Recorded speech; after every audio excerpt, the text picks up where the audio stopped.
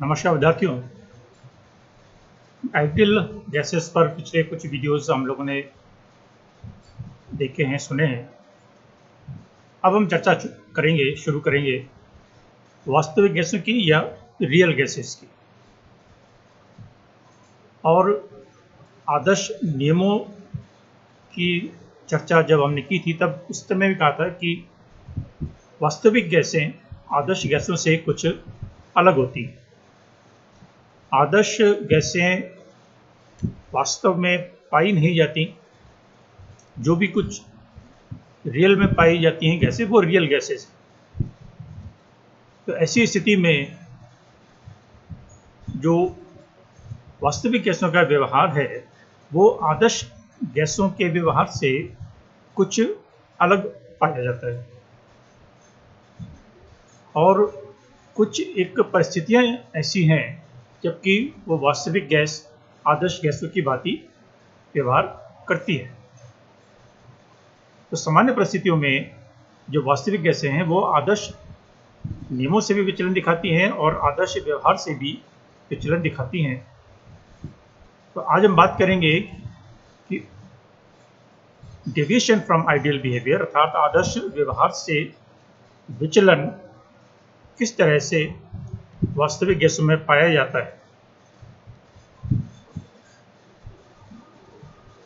जो नियम हम लोगों ने पहले पढ़े हैं वो सब आदर्श गैसों के लिए थे और वास्तविक गैसों पर यदि हम उनको अप्लाई करते हैं तो वो किसी एक निश्चित रेंज में या परिसर में ही लागू हो पाते हैं। और रफली ये मान के चला गया है कि लगभग 5% तक डेविएशन हमको देखने को मिलता है। वास्तविक गैसों के लिए हम पहले भी कह चुके हैं कि लो टेम्परेचर यानी कम ताप और हाई प्रेशर यदि हम लेते हैं तो ऐसी स्थिति में विशेष रूप से ये वास्तविक गैसें उन आदर्श व्यवहार से विचलन या डेविएशन दिखाती है।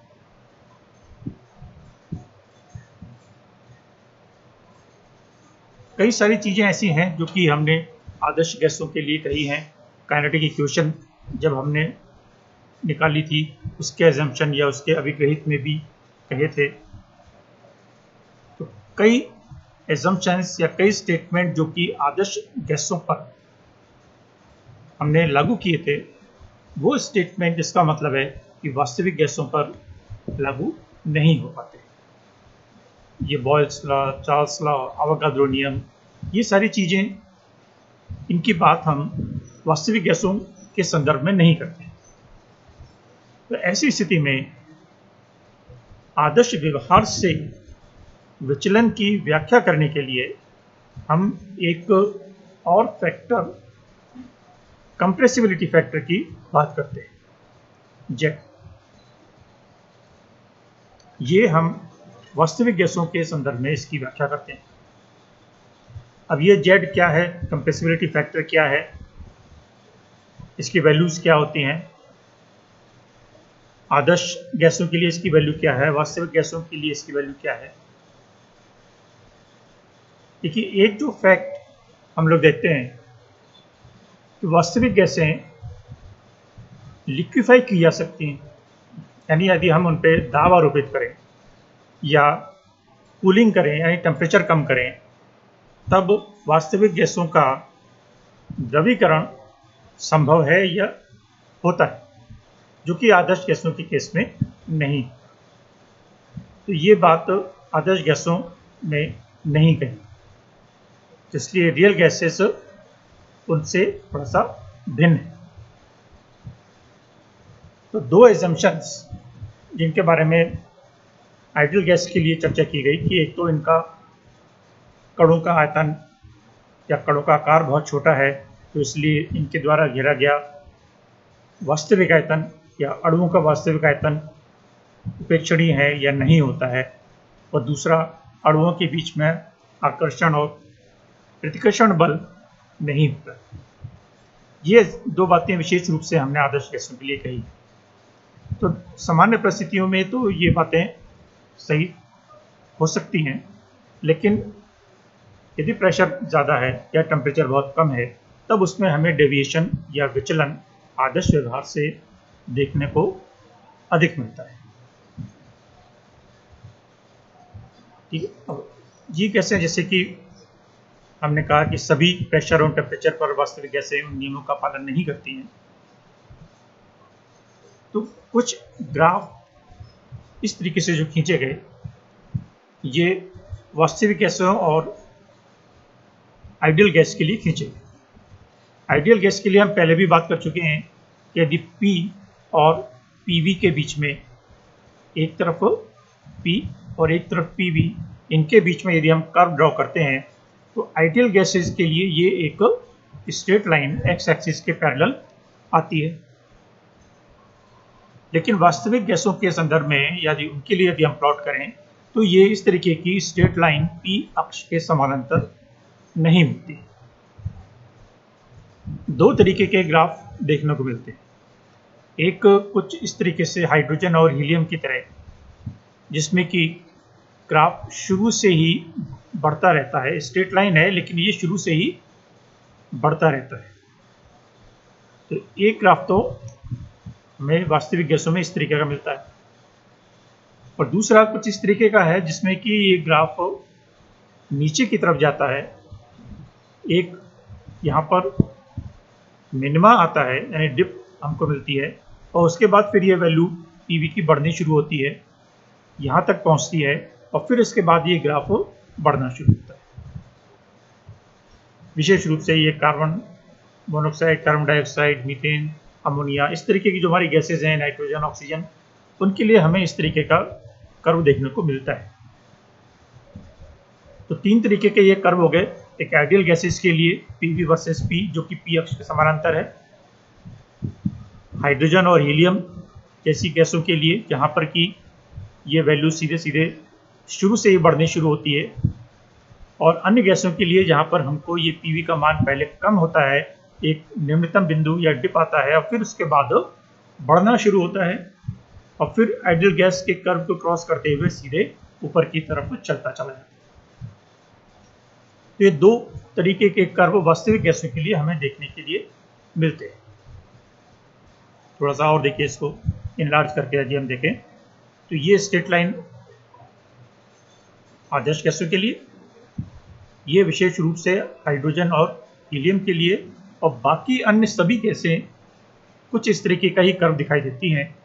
और ये डिप अलग अलग हो सकता है, किसी में कम हो सकता है, किसी में ज़्यादा हो सकता है, लेकिन नेचर सबका एक ही है कि पहले PV का मान कम होता है और फिर उसके बाद निम्नतम बिंदु के बाद एक निश्चित दाब के बाद ये बढ़ना शुरू हो जाता है। तो ये इस तरीके का कर्व हमें वास्तविक गैसों के संदर्भ में देखने को मिलता है। तो ideal gas, behaviour ideal gas में हम देखते हैं PV इक्वल टू nRT होता है। ठीक है, अब यहाँ पर यदि हम इसको इस रूप में लिखें PV अपॉन nRT, तो इसको एक अन्य पद कंप्रेसिबिलिटी फैक्टर के रूप में डिफाइन या एक्सप्लेन किया गया। ठीक है, Z equal to PV upon nRT। अब क्योंकि आदर्श गैसों के लिए PV इक्वल टू RT है, तो इसलिए ये फैक्टर हमारा 1 के बराबर हो जाता है। ठीक है, तो जब और यदि PV का मान RT से कम है तो Z का मान 1 से कम होगा, और PV का मान यदि RT से अधिक है तो Z का मान 1 से अधिक होगा। तो PV के स्थान पर Z को प्लॉट करने का एक प्रयास किया गया। तो यहाँ पर y एक्सिस पर PV के स्थान पर Z या कंप्रेसिबिलिटी फैक्टर को लिया गया और इधर की तरफ प्रेशर प्लॉट किया गया। तो भी देखा गया कि जो कर्व की प्रकृति है वो लगभग उसी तरीके की है। ये आदर्श गैसों के लिए, और ये वैल्यू 1 है, क्योंकि आदर्श गैसों के लिए PV और RT का मान बराबर है, तो इसलिए Z की इक्वल वैल्यू जो है वो 1 के बराबर हो जाती है। तो ये लाइन z इक्वल टू 1 पर पी एक्स के समानांतर आदर्श गैसों के लिए पाई जाती है।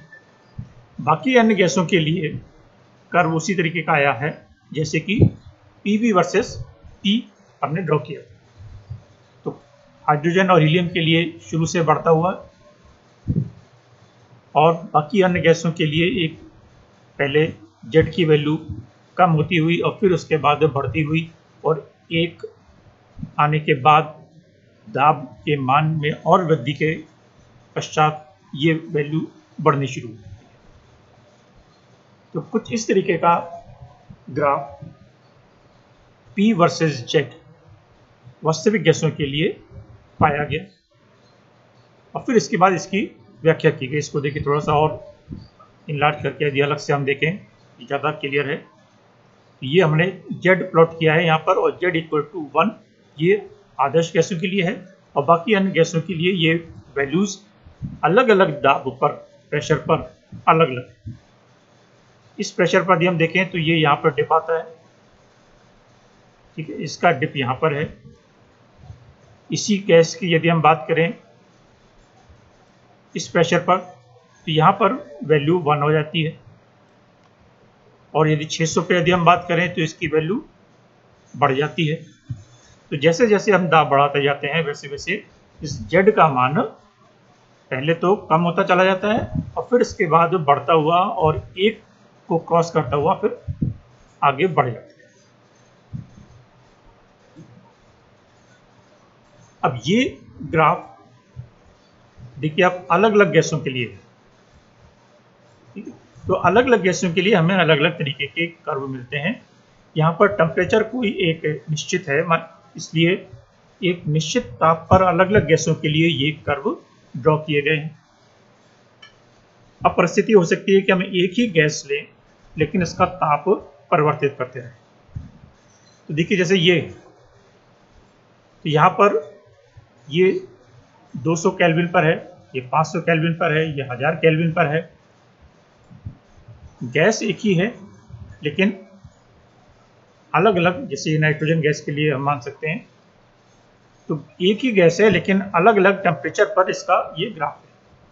तो आप देखिए यहाँ पर इस 200 डिग्री पर आप देखें तो ये डेविएशन यहाँ तक है, 500 डिग्री कर दें तो डेविएशन यहाँ तक आ जाता है, और यदि 1000 डिग्री कर दें तो देखिए ये डेविएशन लगभग जो डिप था वो समाप्त हो जाता है और यहाँ से लेकर और यहाँ तक यानी दाब के इस मान तक इस रीजन में जो नाइट्रोजन के लिए कर्व है वो आइडियल गैस के समानांतर हो जाता है, अर्थात आदर्श गैसों की तरह इसका व्यवहार रहता है। और फिर आगे जैसे जैसे प्रेशर चलता चला जाता है वैसे वैसे ये डेविएशन हमको अधिक मिलता चला जाता है। तो ये जो हमारे आदर्श गैस के लिए लाइन है या ग्राफ है, इस ग्राफ से हम जितना दूर रहेंगे विचलन उतना ही अधिक पाया जाएगा। तो इस ग्राफ की स्थिति से हम पता लगा सकते हैं कि आदर्श व्यवहार से विचलन कम है या ज़्यादा है और किस तरीके का है। ये ग्राफ देखिए यहाँ पर सारी बातों को समराइज किया गया है।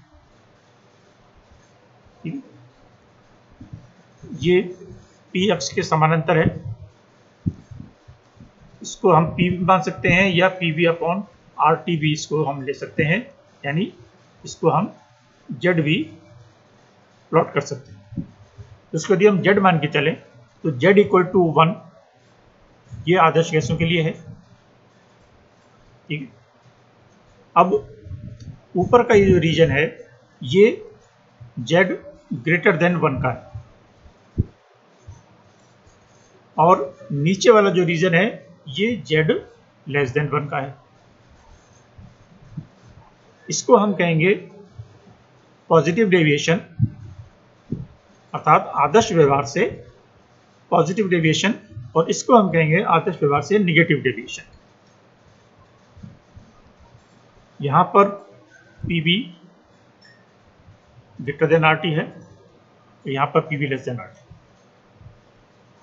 तो यहां पर ये देखिए हमने लिखा है अट्रैक्शन डोमिनेट्स, अर्थात यदि हम इस रीजन में हैं कहीं पर तो यहाँ पर अणुओं के बीच में आकर्षण बल अधिक प्रभावी है, और यदि हम इस रीजन में चले जाते हैं तो यहाँ पर प्रतिकर्षण बल यानी रिपल्सिव फोर्सेस ज़्यादा प्रभावी हो जाती है।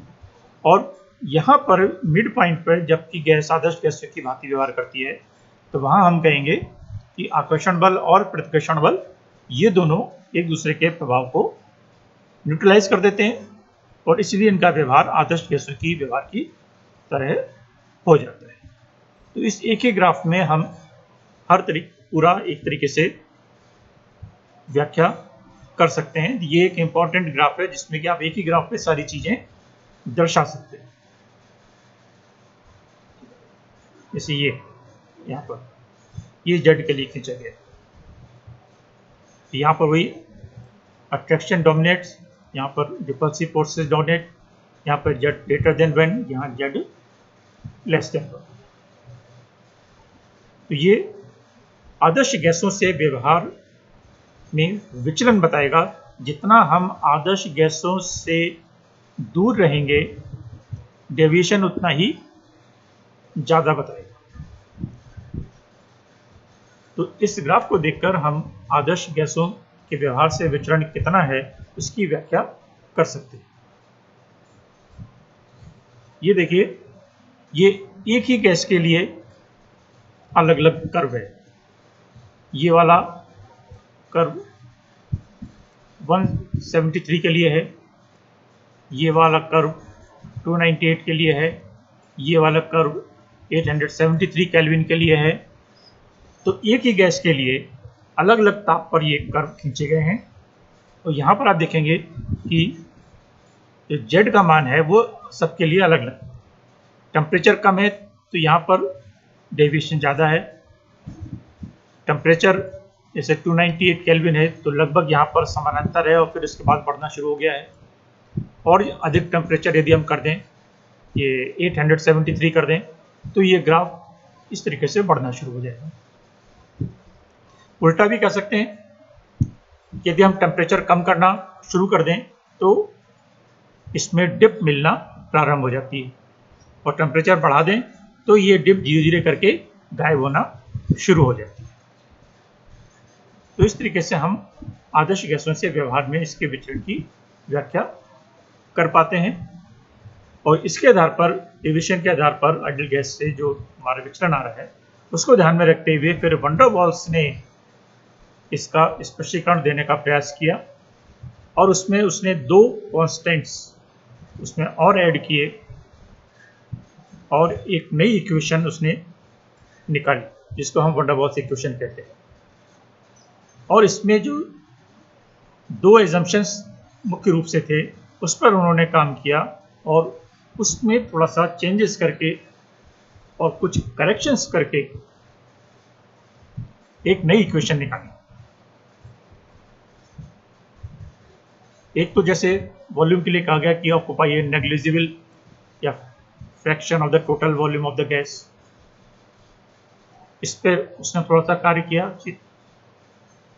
और दूसरा जो एक फोर्स ऑफ अट्रैक्शन के बारे में बात की थी कि आदर्श गैसों के बीच में आकर्षण प्रतिकर्षण बल शून्य होता है, इस पर उसने कार्य किया, कुछ करेक्शंस दिए और उसको इंक्लूड करके एक दूसरी इक्वेशन निकली जिसको कि वैन डर वाल्स इक्वेशन कहा गया, जो वास्तविक गैसों पर लागू की जा सकती है, और परिस्थितियां अगर हो तो वही समीकरण रिड्यूस होकर आदर्श गैस समीकरण में परिवर्तित हो जाती है।